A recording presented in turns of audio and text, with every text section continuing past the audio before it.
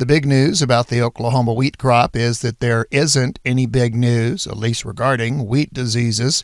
Dr. Bob Hunger is an extension wheat pathologist at Oklahoma State University. Yeah, that's pretty much the case. We did have a wet winter, had a wet spring as well, and so most people associate that increased moisture with increased diseases, but at least to date that really hasn't come about, especially with the foliar diseases, which are highly dependent upon moisture to really get going. So we've had the moisture and we have the wheat out there, but there's just not been a lot of foliar disease yet in Oklahoma.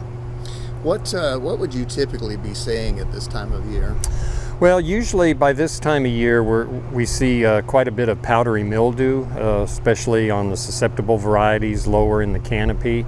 And then also stripe rust is another disease that we see quite a bit of at this time of year. Of course, the stripe rust relies on inoculum blowing up from Texas, and there has been some stripe rust in southern Texas, but it really never exploded down there. So I think we probably have a lack of inoculum for stripe rust. Powdery mildew relies more on inoculum coming from within a field, and I'm not exactly sure why we don't have more powdery mildew, but it's been pretty sparse. Dr. Bob Hunger with Oklahoma State University. He does a weekly newsletter on wheat disease update, and it's available on his website.